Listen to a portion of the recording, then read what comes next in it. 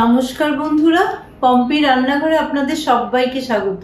আজকাল সারা বছরই সব রকম সবজি পাওয়া যায়, কিন্তু শীতকালে যে গাজরটা পাওয়া যায় তার টেস্টই আলাদা। গাজরের কথা মনে হলেই মনে পড়ে যায় সেই গাজরের হালুয়ার কথা, কিন্তু আমি আজকে একটু অন্যরকম রেসিপি করে দেখাচ্ছি। চলুন তাহলে আমার সাথে আমার রান্নাঘরে যাওয়া যাক।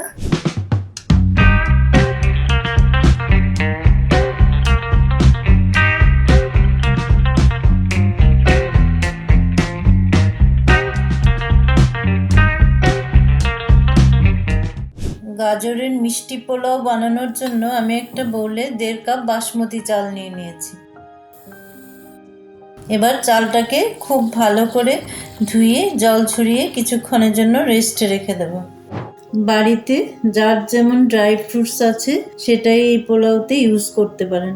আমি কিছুটা কিশমিশ নিয়ে নিয়েছি, কিছু কাজু বাদাম নিয়ে নিয়েছি, 8-10টা অ্যালমন্ডকে কুচো করে নিয়েছি, কিছুটা চাল মগজ নিয়েছি আর অল্প একটু পেস্তা বাদামকে কুচিয়ে নিয়েছি।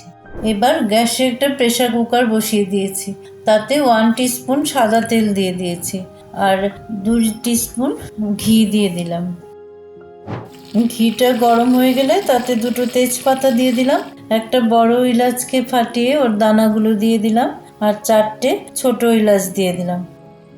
এবার এগুলোকে একটু সতে করে নিয়ে যে ড্রাই ফ্রুটসগুলো নিয়েছিলাম একে একে সবগুলো কুকারে দিয়ে দিলাম। এবার ফ্রেশ নারকেলকে পাতলা পাতলা করে চিড়ে নিয়েছিলাম সেটা দিয়ে দিলাম। এবার সব ড্রাই ফ্রুটস আর নারকেলকে একটু সতে করে নেব। ড্রাই ফ্রুটসগুলোকে 2-3 মিনিট সতে করে নেওয়ার পর 2টো লাল গাজরকে আমি কুড়িয়ে রেখেছিলাম সেটা দিয়ে দিলাম। এবার ড্রাই ফ্রুটসের সাথে গাজরটাকে খুব ভালো করে সতে করে নেব। 2 মিনিট ভেজে নেওয়ার পর গাজরটাকে তাতে 1 টিস্পুন নুন দিয়ে দিলাম। এই পোলাওটা একটু বেশ মিষ্টি মিষ্টি হবে খেতে। গাজরটাকে সব ড্রাই ফ্রুটসের সাথে প্রায় 3-4 মিনিট ভেজে নেওয়ার পর যে চালটা আমি ধুয়ে রেখেছিলাম সেটা দিয়ে দিলাম। এবার সব কিছুকে খুব ভালো করে মিশিয়ে দিলাম।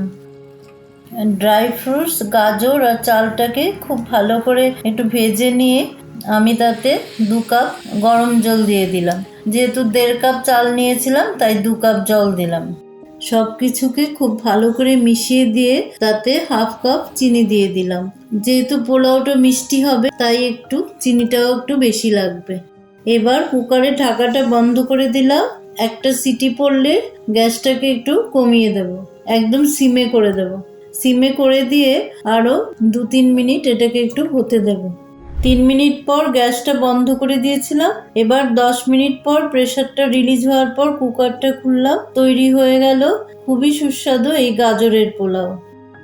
এবার আমি গরম গরম গাজরের পোলাও সার্ভ করে দিলাম। এর সাথে কোনো সাইড ডিশের প্রয়োজন হয় না। নিরামিষ দিনে বা যে কোনো অনুষ্ঠানে বা যে কোনো সময় আপনারা এটা তৈরি করতে পারেন। খুবই টেস্টি হয় খেতে।